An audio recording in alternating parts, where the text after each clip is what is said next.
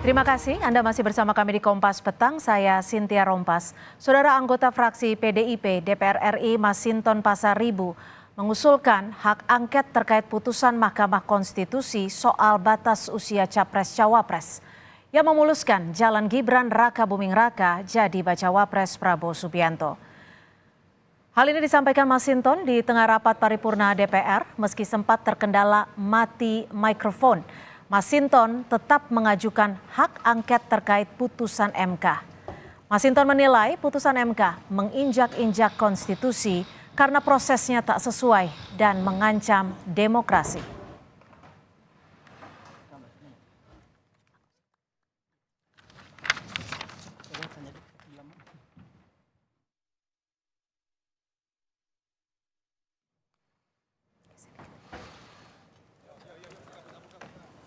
Sementara itu, Saudara, Majelis Kehormatan MK sore ini memeriksa Ketua MK Anwar Usman terkait putusan MK atas syarat Capres-Cawapres. Sebelum memeriksa Anwar Usman, sidang diawali dengan agenda pembuktian pelapor terkait pelanggaran kode etik Hakim Konstitusi. Dalam memutus uji materi soal batas usia Capres-Cawapres, sebelumnya 4 laporan dibuat sejumlah pihak terkait putusan syarat Capres-Cawapres yang disampaikan 16 Oktober lalu.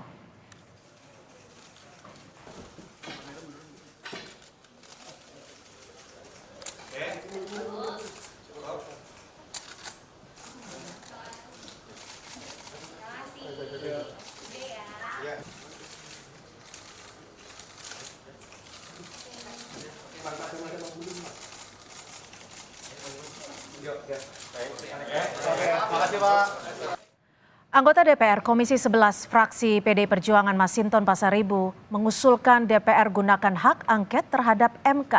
Buntut putusan yang mengubah syarat menjadi Capres-Cawapres, ia memuluskan jalan putra sulung Joko Widodo, Gibran Raka Buming Raka sebagai Cawapres.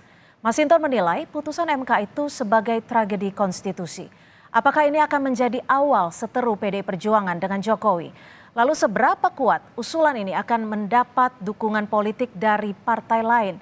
Kita akan bahas bersama anggota DPR fraksi PDI Perjuangan. Sudah hadir di studio, sudah ada Bang Masinton Pasaribu, pengamat politik Pak Ikrar Nusa Bakti. Terima kasih sudah bergabung kami di studio dan juga melalui sambungan Zoom sudah ada Wakil Ketua Umum Partai Gerindra Pak Habibur Rahman. Selamat sore Pak Habib. Selamat sore, Assalamualaikum.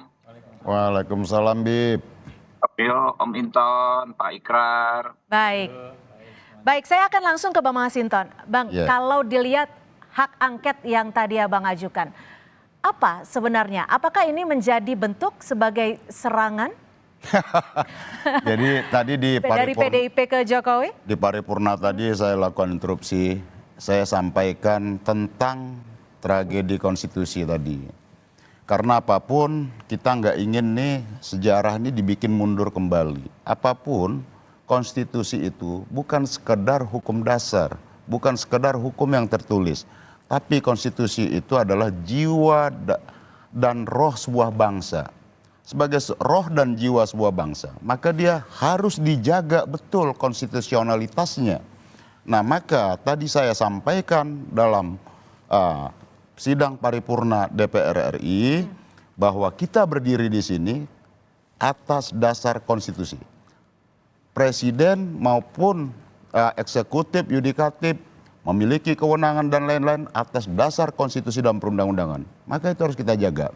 Dan saya sampaikan bahwa ini bukan persoalan partai politik, bukan persoalan capres-cawapres, tapi lebih dari itu adalah bagaimana kita menjaga independensi Mahkamah Konstitusi yang seharusnya dia adalah benteng terakhir ya untuk menjaga marwah konstitusi kita tadi itu. Maka saya menyampaikan, saya usulkan agar DPR RI menggunakan hak istimewanya, hak kelembagaannya yang diberikan mandat oleh Undang-Undang Dasar. Maka saya sebagai anggota DPR RI mengusulkan agar DPR menggunakan haknya untuk melakukan penyelidikan terhadap pelaksanaan undang-undang tentang Mahkamah Konstitusi itu. Baik, sebelum ke Pak Ikrar saya akan ke Pak Habib terlebih dahulu. Pak Habib, bagaimana respon Anda terkait hak angket yang diajukan Bang Masinton ini? Anda sempat Ya. menyebut bahwa bingung. Maksudnya bingung gimana nih? Iya. Ya, jadi tentu kita juga bukan hanya bingung, prihatin ya, apa namanya, bahwa pemahaman mendasar soal relasi antara lembaga eksekutif dengan yudikatif sepertinya kita rasakan tercemar dengan yang namanya kepentingan politik ya. Jadi gini, secara azas yang namanya yudikatif itu tidak bisa diawasi ya, kerjanya oleh yang namanya lembaga legislatif. Mahkamah Konstitusi itu kan lembaga yudikatif ya, dan diatur azas tadi diatur dengan jelas baik dalam Undang-Undang Dasar 45 maupun dalam Undang-Undang MD3 bahwa yang bisa menjadi objek pengawasan dalam konteks ini adalah penggunaan hak angket itulah kebijakan eksekutif ya, secara redaksi disebut pemerintah ya. Jadi Mahkamah Konstitusi itu bukan lembaga eksekutif sehingga nggak bisa, dan ini bisa akan menjadi menjadi masalah besar ya dalam sistem ketatanegaraan kita. Ketika ada putusan pengadilan, pasti ada orang yang senang, ada orang yang tidak senang, ya kan? Iya. Tinggal apakah ada upaya hukum atau tidak. Tetapi kalau kita tidak senang terhadap putusan pengadilan, mungkin karena persoalan kepentingan kita ya yang berbeda, lalu yang ditempuh adalah cara politik ya dengan seperti mengajukan hak angket ini. Ini kita nggak pernah ketemu sebelumnya, benar-benar nggak pernah ketemu gitu loh. Serumit apapun masalah politik, tapi merespon putusan pengadilan dengan aksi politik, saya pikir ini baru pertama kali gitu kan. Oke, itu yang Nah, menjadi ini alasan yang membuat kebingungan saya Anda ya? Baik, benar-benar bingung, dan saya pikir ya baik. ya silakan kalau faktanya ada yang mengajukan hak angket Baik. ini ya, tapi benar-benar ini buat saya ini hal-hal yang belum pernah Oke. kita lihat sebelumnya gitu. Jadi Bang Masinton, saya sebelum bisa- ke Pak Ikrar, silakan. Ya. Mungkin langsung mau dijawab. Jadi itu Pak Habib 2017 lalu itu ada putusan dari MK juga ketika saya masih di Komisi 3 DPR RI pada saat itu Ya. melakukan hak angket terhadap KPK. Hmm. Itu juga disampaikan apakah dia menjadi objek dari angket ya DPR RI karena KPK adalah lembaga hukum. Nah, di situ diperkuat oleh putusan MK bahwa KPK adalah bagian dari objek yang bisa dilakukan angket penyelidikan oleh DPR karena dalam konteks pengawasan pelaksanaan Undang-Undang 30 tahun 2002 Ya. pada saat itu tentang KPK. Jadi sama dengan ini, yang kita tidak boleh masuki adalah ranah kewenangan independensi kehakiman itu, yang itu nggak boleh. Nah jadi dalam konteks ini kan semua menyampaikan, hakim MK sendiri menyampaikan sangat serius, ada persoalan yang sangat serius dalam putusan tersebut. Ya. Bahkan ahli hukum tata negara menyampaikan ada cacat hukum secara serius dan penyelundupan hukum di sana. Baik. Dan kemudian kalau kita lihat lagi jauh sebelum beberapa bulan sebelum ada putusan itu, Ketua MK menyampaikan dalil yang tentang disengketakan, Ya. begitu. Kemudian belum lagi keterkaitan antar keluarga. Jadi berkait dengan ini, ya MK tetap menjadi bagian dari objek yang bisa dilakukan. Jadi menurut Anda penyelidikan dalam ada konteks unsur-unsurnya pelaksanaan ya? undang-undang tadi itu. Ya. Ada presidennya dan ada putusan Baik. Baik. Sedikit MK juga. sedikit dong, terhadap kan itu. saya menanggapi biar adil dong, waktunya sama dong. Oke, singkat saja karena saya Ya. ingin mendengar perspektif dari Ya, biar adil dong. Ya, kan Pak. silakan, Bukan silakan. dua kali. silakan. Jadi jelas berbeda antara KPK dengan MK. KPK itu bukan lembaga peradilan. KPK itu memang rumpun eksekutif gitu loh, karena dia tidak ada kewenangan untuk menjatuhkan putusan. Ya. Jadi saya ingat sekali hak angket tersebut. Saya juga waktu itu aktivis pro demokrasi yang menyoroti persoalan tersebut. Saya mendukung langkah Bang Masinton ya untuk hak angket terkait KPK. Benar, tetapi ini bukan KPK, ini MK. Beda. Ini dan bahkan yang saya tangkap dari rekaman tadi yang disampaikan Pak Masinton di di rapat paripurna, ya benar soal putusannya MK gitu yang dipersoalkan, yang dianggap tidak adil dan lain sebagainya. Ya, itu yang menurut saya akan menjadi masalah ketatanegaraan kita ke depan kalau putusan pengadilan yang seharusnya inkrah ya, dipersoalkan secara politik. Gitu. Oke, baik, sudah kami tangkap. Jadi ada perbedaan perspektif sebenarnya. Saya akan ke Pak Ikrar. Pak Ikrar, Anda membacanya seperti apa terkait dengan hak angket usulan Bang Masinton ini? Yang jelas ya, ini kaitannya memang sangat erat dengan problem yang ada di Mahkamah Konstitusi itu sendiri ya. Kenapa demikian? Karena kebetulan Ketua Mahkamah Konstitusi itu adalah adik ipar dari Presiden. Dan yang diputuskan itu adalah anak Presiden, yang juga keponakan dari Ketua MK.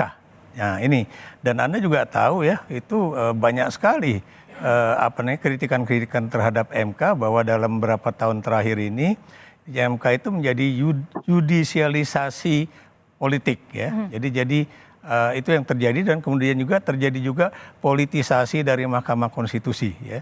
Sebetulnya kalau misalnya Ketua MK itu Anwar Usman itu tidak ikut di dalam keputusan itu karena ada faktor konflik of interest seperti yang dia katakan. Ada hubungan keluarga. Bukan, itu juga yang diucapkan oleh Anwar Usman sebelum dia ikut di dalam pertemuan itu. Jangan deh, saya kan ada konflik of interest, tapi ternyata kok dia kemudian masuk. Makanya itu yang dibahas oleh Saldi Isra di dalam dissenting opinion juga dan itu juga oleh hakim Mahkamah Konstitusi yang lain juga ya. Jadi relasi antara eksekutif dan yudikatif, relasi antara Ketua MK dan Presiden dan juga Gibran ya, itu yang kemudian bisa dicari tahu apakah memang demikian adanya, dan itu bisa saja itu melalui hak angket. Oke, jadi memang menurut Anda ada hal wajar untuk hak angket diajukan oleh anggota DPR. Baik, Bang Masinton, mengajukan hak angket ini merupakan pribadi atau arahan dari partai? Tapi dijawab usai jeda. Kita akan kembali selepas jeda, tetap bersama kami. Saudara Ketua DPP PDI Perjuangan Puan Maharani membantah hubungannya dengan Presiden Jokowi memanas usai Gibran jadi bacawa pres Prabowo Subianto. Ketua DPP PDI Perjuangan yang juga Ketua DPR RI Puan Maharani menepis kabar hubungannya dengan Presiden Jokowi memanas. Puan mengaku masih akan terus bertemu Presiden sesuai dengan tugasnya sebagai Ketua DPR. Siapa yang panas ya? Atau kemudian siapa yang kritis? Kemarin di hari santai saya bertemu dengan Presiden, acara bareng-bareng di Surabaya.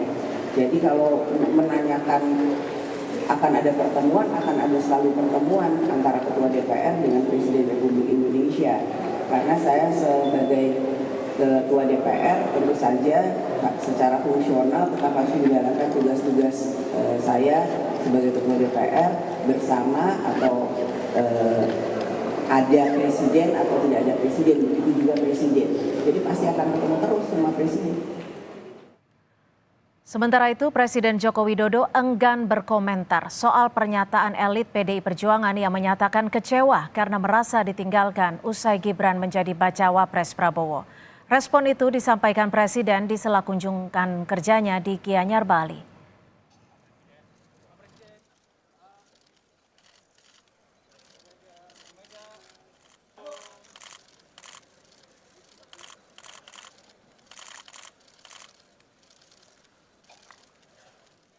Pak yang bilang dia kecewa karena Bapak sekarang menjauh seperti itu, Pak. Pro ke sebelah seperti apa, Pak?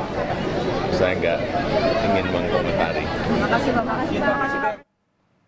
Dan kita masih akan membahas, masih bersama narasumber kami, sudah ada di studio dan juga masih ada Pak Habibur Rahman melalui sambungan Zoom. Saya akan ke Pak Ikrar. Pak Ikrar, MK, Majelis Kehormatan MK saat ini sedang menggelar sidang pelanggaran etik. Perspektif Anda, apa yang bisa diharapkan dari seorang Jimli Asidik yang anaknya juga sedang mencalonkan atau mendaftar sebagai caleg yang mendukung Prabowo Subianto? Ya, jadi ini suatu tantangan besar ya bagi Jimli Asidiki ya untuk kemudian membuktikan dia sebagai mantan ketua MK, dia juga adalah seorang akademisi dalam bidang hukum tata negara. Untuk bisa mendudukkan dirinya bahwa dia adalah seorang yang netral. Kenapa demikian? Karena keraguan itu sudah muncul ketika beliau diangkat ya oleh Ketua Mahkamah Konstitusi untuk menjadi salah seorang yang menjadi anggota Majelis Kehormatan Mahkamah Konstitusi ya. Nah ini yang menurut saya sangat penting. Kalau kemudian putusan yang dibuat oleh Majelis Kehormatan MK ini ternyata juga tidak ada yang boleh dikatakan positif, ini akan menjadi suatu tanda tanya besar buat masyarakat ya. Kenapa demikian? Karena MK-nya aja udah nggak bisa ini kan, kemudian apa yang bisa diharapkan dari Majelis Kehormatan. Dan kalau ini terjadi, itu yang kemudian bukan cuma persepsi, tapi akan ada tindakan-tindakan dari masyarakat untuk kemudian ya tertuju pada MK-MK ini sendiri gitu. Oke, baik. Bang Masinton, pertanyaan saya tadi, ini apa yang Anda lakukan merupakan memang hak angket dari pribadi atau arahan partai? Hingga saat ini sudah berapa orang yang setuju dengan Anda? Yang mengusulkan baru saya sendiri. Karena itu usul inisiatif saya sebagai anggota DPR RI, karena saya berpandangan ini persoalan serius. Bahwa tentang prasyarat dalam ketentuan pasal 9 itu bahwa hak angket dipergunakan untuk hal yang sifatnya penting, strategis, dan berdampak luas terhadap kehidupan masyarakat, bangsa, dan negara.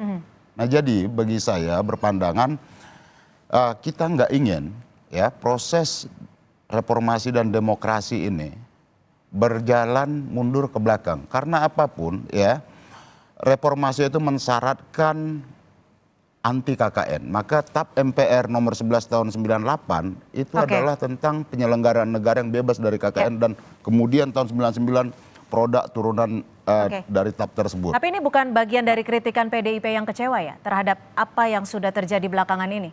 Kita tidak ada kaitan tentang kekecewaan karena berjuang itu bukan ada, nggak perlu kecewa-kecewa bagi saya. Tapi lebih dari itu adalah kita menjaga kewajaran dan asas konstitusionalitas dalam kita mengelola negara ini. Kita nggak boleh menggunakan satu putusan yang inkonstitusional. Saya menyatakan ini putusan ininya inkonstitusional, bertentangan dengan prinsip-prinsip konstitusionalitas itu sendiri. Ya, karena apa? Syarat dengan unsur nepotismenya. Itu yang dipermasalahkan orang hari ini. Dan kita nggak ingin mandat reformasi dan demokrasi ini ya berjalan mundur kembali. Itu kita tidak kehendaki. Apapun, semua bernegara adalah berkonstitusi. Kalau konstitusi sudah ditabrak, kita nggak ada lagi norma yang bisa kita jadikan acuan kebersamaan tadi. Ketika konstitusi dilanggar, yang muncul apa? Anarki. Kami sudah tangkap. Pak Habibur Rahman, kalau menurut Bang Masinton ketika konstitusi sudah ditabrak ini akan menjadi permasalahan besar. Tapi menurut Partai Gerindra sendiri, melihatnya ada upaya dalam tanda kutip penjagalan tidak sih dengan dimajukannya Gibran Rakabuming Raka sebagai bacawa pres Prabowo? Pak Habib, audionya masih terputus sepertinya. Halo. Ya, silakan. Ya, kalau menurut saya, ya sikap yang menginjak-injak konstitusi, melanggar konstitusi adalah sikap yang mengabaikan putusan Mahkamah Konstitusi. Karena kita tahu Mahkamah Konstitusi adalah institusi negara, ya, yang lahir dari rahim Undang-Undang Dasar 45.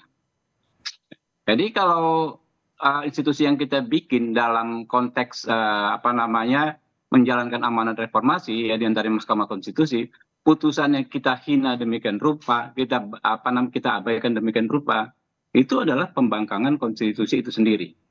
Kembali ke norma ya. Kalau pasal 79 Undang-Undang MP3 jelas. Di situ tertulis yang menjadi objek dari hak angket adalah kebijakan pemerintah. Ya. Jadi itu saja jelas-jelas ya, di konstitusi kita juga diatur kekuasaan kehakiman terdiri dari MA dan MK. Artinya tidak dalam rumpun pemerintah. Sehingga ketika kita menjadikan ya, putusan MK sebagai objek untuk hak angket, menurut saya itu justru menginjak-injak konstitusi gitu. Jadi ya silahkan, perbedaan pendapat adalah hal yang wajar. Kita tidak salahkan orang menyampaikan perbedaan pendapat, ya. Tapi juga nggak bisa klaim bahwa pendapat yang kita sampaikan satu-satunya yang benar dan satu-satunya pendapat yang ada. banyak ya kan kayak Pak Ikra mempersoalkan pendapat ya yang tidak setuju dengan putusan MK ya. Tetapi banyak juga masyarakat yang setuju, Oke, mensyukuri ya dan menerima putusan MK ini. baik. Nah, di mana berakhirnya debat itu? Debat itu berakhirnya kalau dalam proses hukum dalam putusan.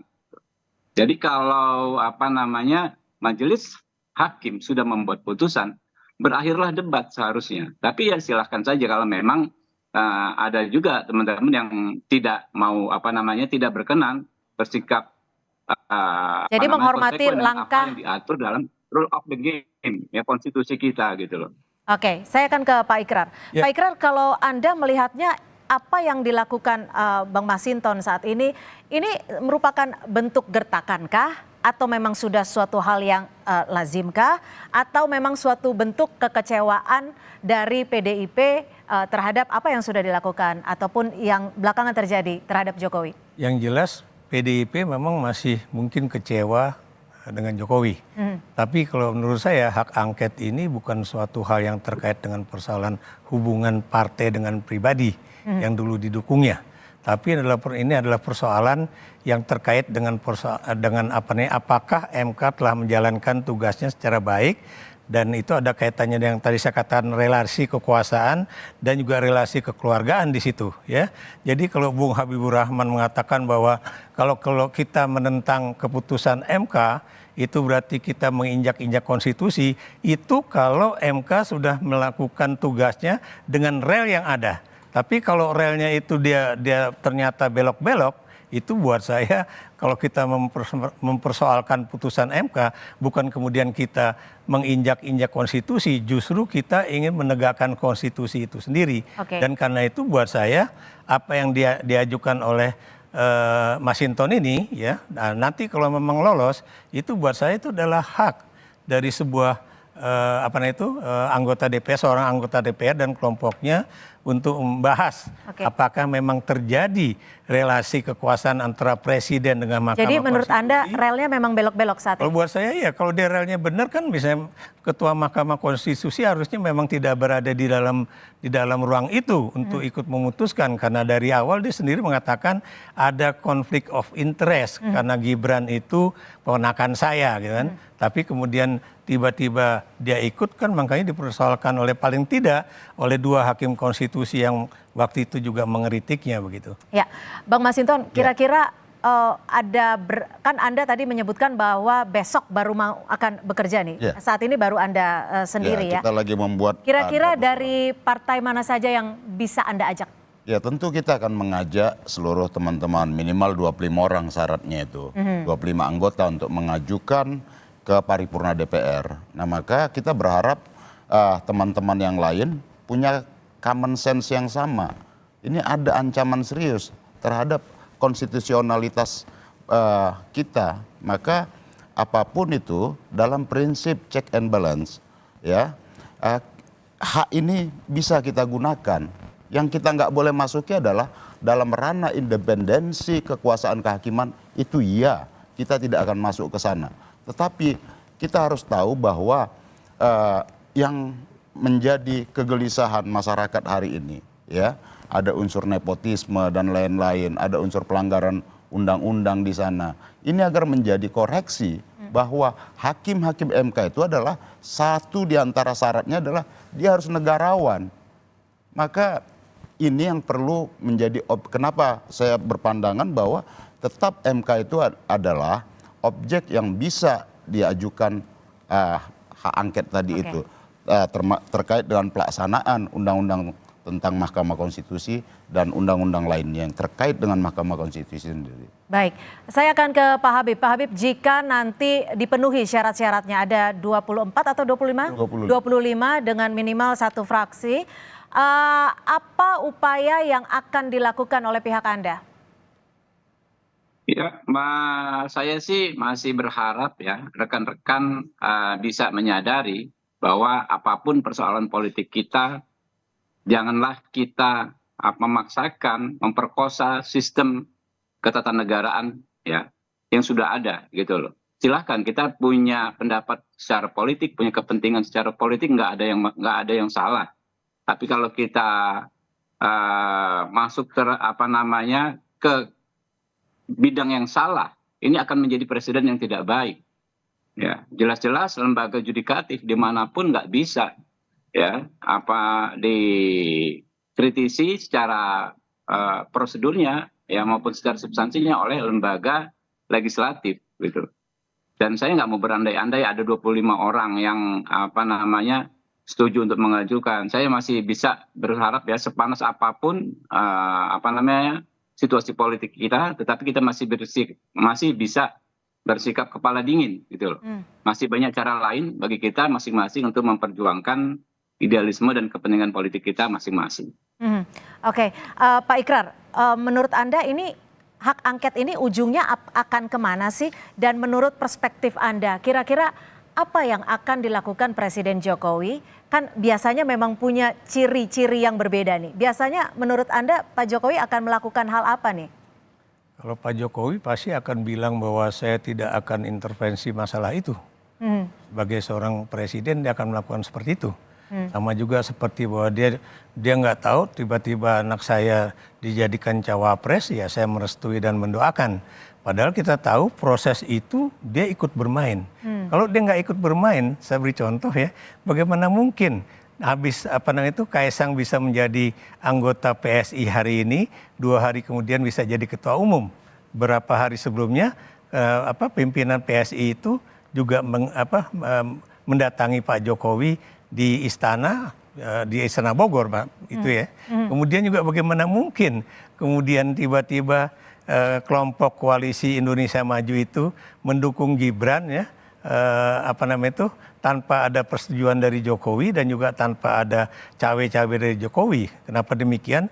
Karena dari kelompok itu sendiri kan tadinya sudah ada Erick Thohir, sudah ada Yusril Iza Mahendra, dan juga Yusril juga melakukan pandangan soal hal itu ya. Tapi tiba-tiba masih menunggu sampai Pak Jokowi itu memberikan sinyal untuk itu.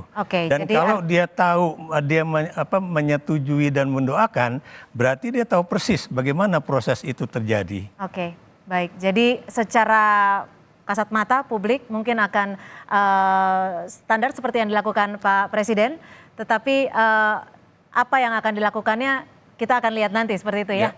Baik, terima kasih. Sayangnya waktu juga, durasi juga yang harus mencukupkan diskusi kita pada sore hari ini. Terima kasih Pak Masinton Pasaribu sudah bergabung bersama kami, Pak Habibur Rahman melalui sambungan Zoom, dan juga Pak Ikrar Nusa Bakti sudah bergabung bersama kami di Kompas Petang.